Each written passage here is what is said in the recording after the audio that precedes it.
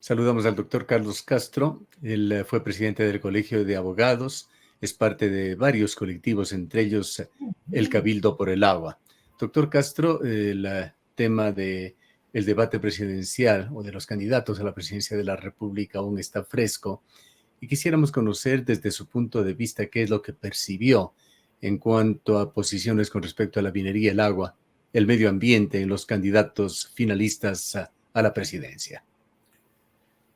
Gustavo, muchas gracias por su entrevista. Respecto de su pregunta, debo señalar que a mí en lo personal, y creo que a una gran mayoría de ecuatorianos le habrá defraudado el llamado debate, puesto que no llenó las expectativas, ya que teníamos un interés que ciertamente se aborde con cierta profundidad y responsabilidad los problemas fundamentales del país. Y realmente fue un debate con generalidades, con respuestas muy superficiales, lugares comunes que ya hemos escuchado los ecuatorianos. No aportó al debate estrictamente como para desbalancear el tema de la proyección electoral. Creo que algo podrá modificarse, pero en general se conservarán esas tendencias. Y ya en lo particular de su pregunta, debo señalar que también hubo tibieza en el sentido de no tener respuestas concretas frente a una cuestión fundamental. ¿Se va o no a continuar en el país tratando de explotar la minería en fuentes de agua, en ecosistemas frágiles como humedales, bosques, páramos? Y eso no fue abordado realmente por los candidatos. Fue una evasiva, yo diría. Y en el caso de la candidata del correísmo, señaló que van a evaluar los proyectos mineros y si acaso hay mucha afectación, podrían ver más bien cambiando proyectos mineros por actividades turísticas. Creo que fue una formulación con algún matiz más específico, pero en general no existieron posiciones con las cuales podamos orientarnos nosotros para dirimir el voto en relación con ese tema. Hablaron de combatir la minería ilegal, diferenciándola de la artesanal. Bueno, mire, eso es una cosa de ley, ¿no? O sea, siempre hay que diferenciar lo que son las actividades mineras ilegales de lo que son los diferentes tipos de minería que están reguladas en el Código de Minería. Tanto la gran minería, la mediana minería, a pequeña escala, la minería artesanal, o sea, todas las formas que establece el Código de Minería. Pero igual el tema de que hay que combatir la minería ilegal, pues es una cosa que así tiene que ser, así hay que combatir todas las infracciones al ordenamiento jurídico. No es ninguna novedad. Y realmente el tema de fondo, insisto, no se tocó. ¿Es o no es posible, o es correcto o no es correcto que el Estado siga tratando de llevarnos por el camino de la destrucción de la naturaleza, de las fuentes de agua, que nos va a causar enormes pasivos ambientales, que le va a tener costos grandes a los gobiernos autónomos descentralizados, al Estado central, que va a atentar al tema del derecho del agua? En fin, esos temas no se tocaron. ¿Qué hacer con las consultas populares que se han llevado a cabo? No hubo, ¿no es cierto?, preguntas ni respuestas frente a aquello. Nada nuevo, nada que lleve al optimismo en el tema minero. ¿Hubo algún otro aspecto que encontró como interesante, atractivo, promisorio, quizá que lleve al optimismo entre lo que dijeron los candidatos a la presidencia? Créase, Gustavo, que con absoluta franqueza y objetividad le digo que no encontré aspectos novedosos. Lo que sí vi es que el candidato Noboa estuvo con muy poca energía y con mucho más energía la candidata a la presidencia de la República, la señora González. Y habían pequeños matices, por ejemplo, en el ámbito del tema del enfrentamiento a la delincuencia. Noboa puso más énfasis en el aspecto de carácter tecnológico, pero los dos coincidieron en que sí tenía que atacarse el tema también de la delincuencia por el lado de la generación del empleo. En el ámbito de las políticas económicas, el tema de la utilización de la reserva monetaria en una mayor cantidad, la candidata a la presidencia frente a la menor cantidad que utilizar, en última instancia, el candidato Noboa. Cuando se tocó el eje de lo político, más afrontaron temas relativos al asunto de la seguridad social, pero fíjese usted que estuvo ausente el gran tema medular del país, que es cómo enfrentar la reinstitucionalización para poder enrumbar al país, ya que es la condición necesaria para todo efecto, Gustavo. Y ese tema central no estuvo presente en el debate, porque usted comprenderá que en este momento la delincuencia disputa la soberanía al Estado en todo terreno. Están afectadas tremendamente las actividades económicas, el turismo, el comercio, la banca, la pesca, el transporte, etcétera. Territorios donde disputa igualmente soberanía. Y eso se corresponde con una actitud también ilegal, arbitraria, de alguna manera delincuencial de ciertos funcionarios en los principales órganos del Estado. Judicaturas, Consejo de la Judicatura, Consejo de Participación Ciudadana. Es decir, las conductas ilegales, arbitrarias, manoseadoras de la institucionalidad constituyen un terreno fértil para la delincuencia. Por aquello que hemos dicho siempre, Gustavo, ¿no? Los que desacatan la Constitución y las leyes, ¿qué esperan de los administrados, de los ciudadanos? Y allí, precisamente, los delincuentes se aprovechan de ese ambiente de relajo y caos. Yo estoy a punto, Gustavo, de convencerme que en este país la condición para el atraco de los fondos públicos, la corrupción, la delincuencia, la narcopolítica es aquella del estado de desinstitucionalización del país, que le transforman en un estado crónico porque allí pescan justamente a río revuelto. Me estoy El convenciendo de candidato Noboa habló sobre una consulta popular en los primeros 100 días. Pensamos que iba de alguna manera a enfocar el tema de la institucionalidad del país, pero cuando le pidieron concretar, habló solamente de un par de preguntas aparentemente esbozadas en ese momento con respecto a la actuación del ejército contra la delincuencia. Así me pareció que realmente tuvo que echar mano de, además ya un tema bastante discutido en el país y que se ha solucionado ya merced a la reforma de algunas leyes. Hoy ya la policía y las Fuerzas Armadas no tienen por qué quejarse del tema de la posibilidad de utilizar sus armas. Sin embargo, veo que a veces se sigue acusando a la falta de leyes cuando hay leyes suficientes y realmente pues no ahondó en qué tipo de consulta va a realizarse. Quién sabe que no sea aquella consulta relacionada con esa monstruosidad jurídica de querer pretender poner en vigencia la Constitución del 98. La institucionalización del país y sus problemas pasan por el Consejo de Participación Ciudadana y Control Social. Allí quedó claro que Luisa González lo mantendrá. Noboa aparentemente convivirá con este. Sí, efectivamente, ninguno de los dos se pronunciaron estrictamente en torno a qué hacer con la Constitución, la reforma de la Constitución, a perfeccionarlo.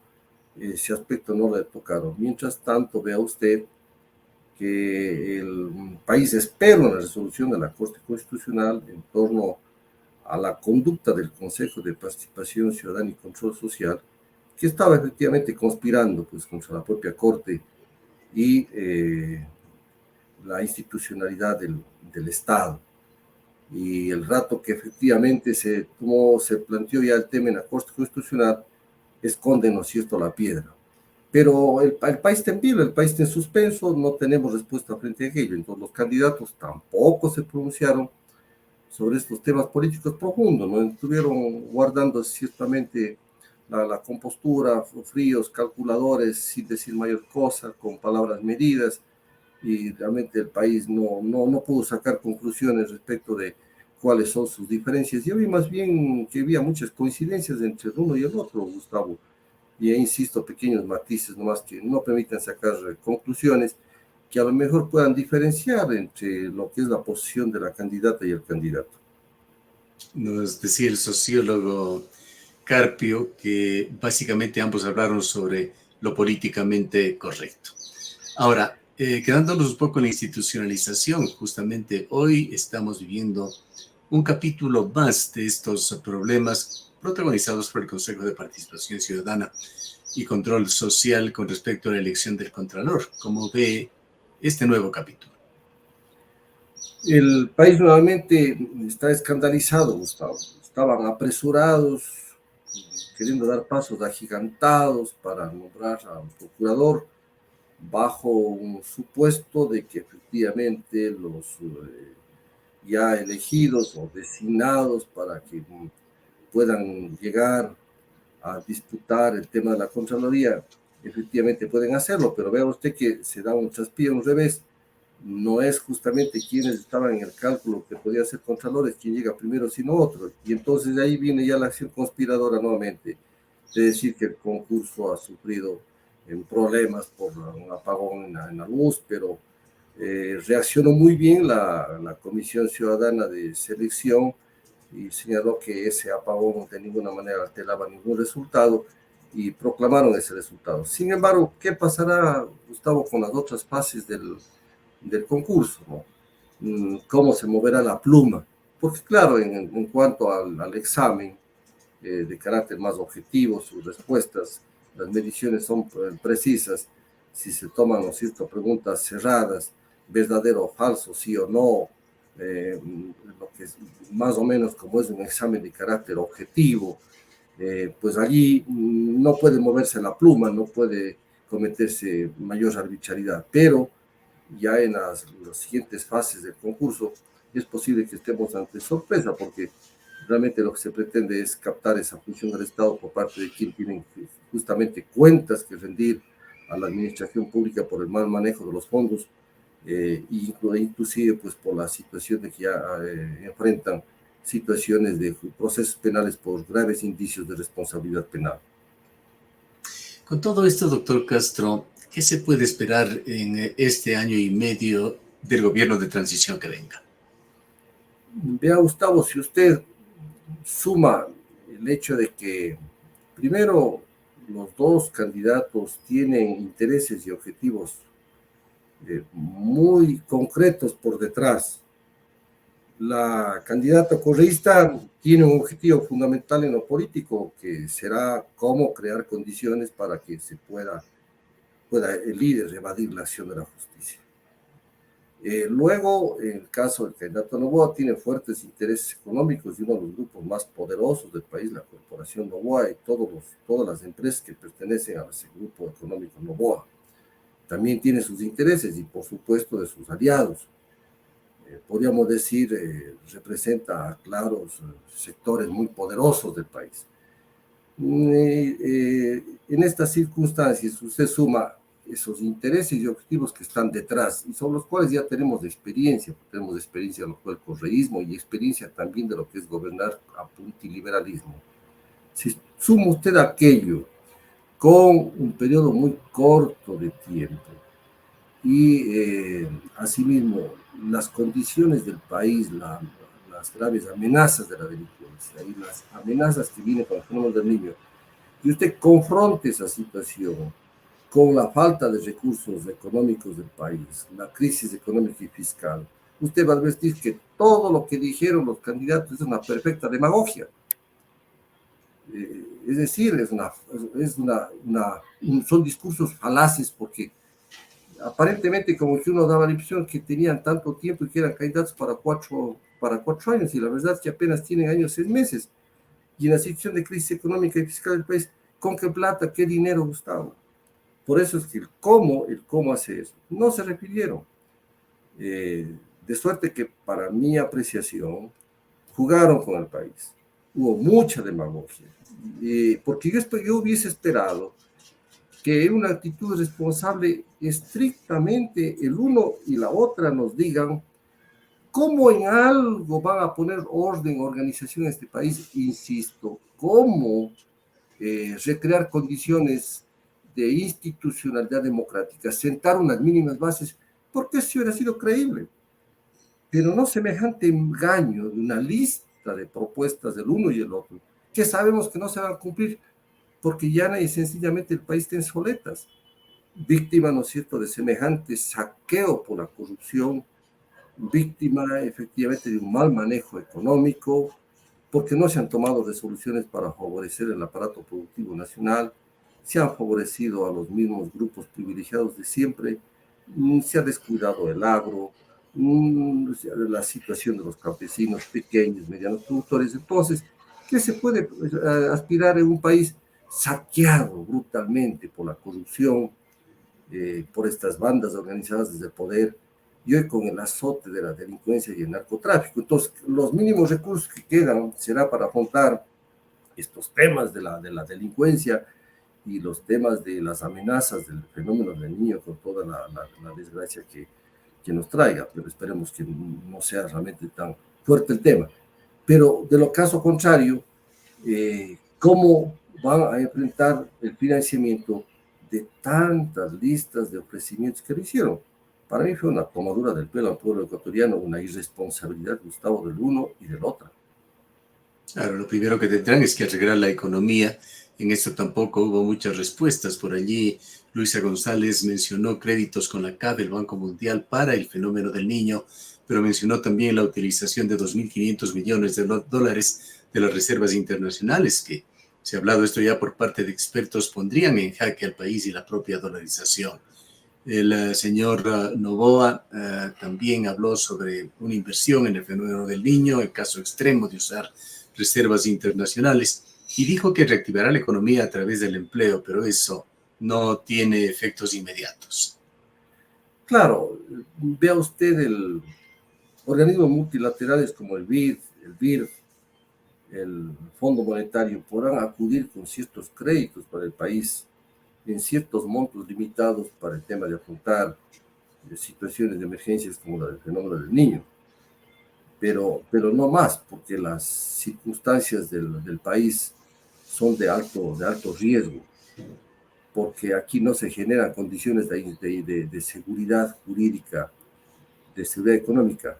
Es el propio poder, la cúpula del Estado, la que genera condiciones de inseguridad, aleja a los inversionistas, por el tema de que no hemos tenido gobiernos que enfrenten la corrupción, que fortalezcan la institucionalidad del Estado, sino todo lo contrario. Entonces, el país para obtener créditos le será mucho más difícil, y si lo hace a altas tasas de interés que hipotecarán a gobiernos posteriores.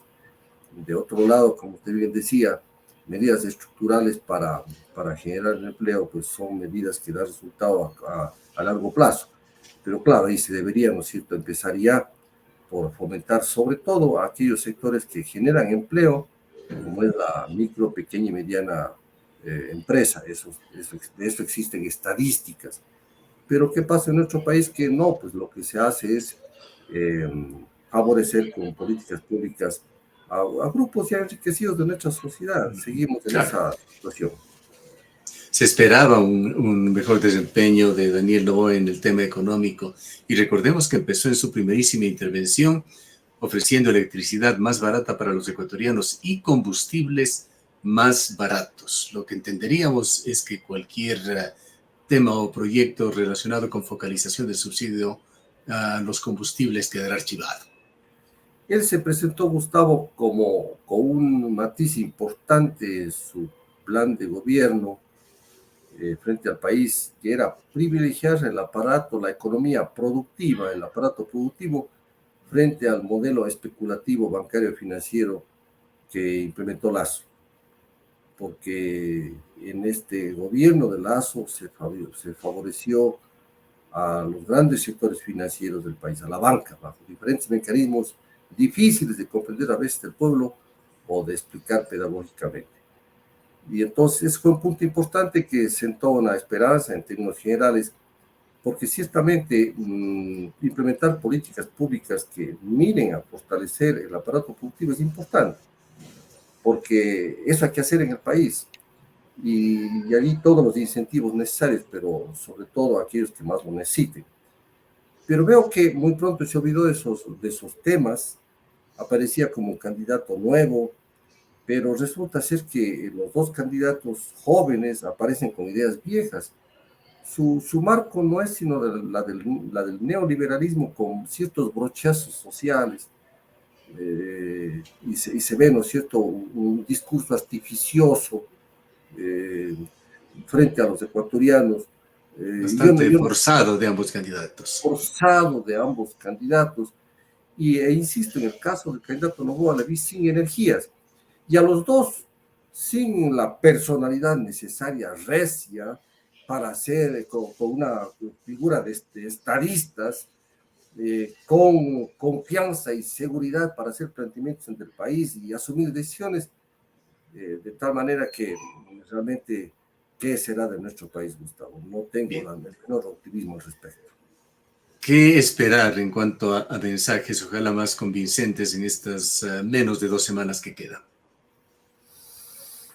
Bueno, yo creo que mejor hubiese sido que los candidatos nos hablen con franqueza y sinceridad al país, y que todos, Gustavo, tengamos un comportamiento que guarde coherencia con lo que sucede en el país.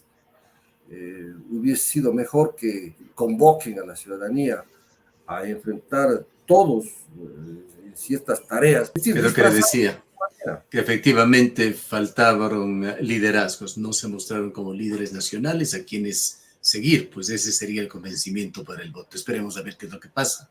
El tiempo se nos ha agotado, le agradecemos por su presencia. Gracias, Gustavo, por su entrevista. Declaraciones del doctor Carlos Castro, expresidente del Colegio de Abogados, miembro de colectivos como el Cabildo por el Agua y la Asamblea Ciudadana por la Vialidad.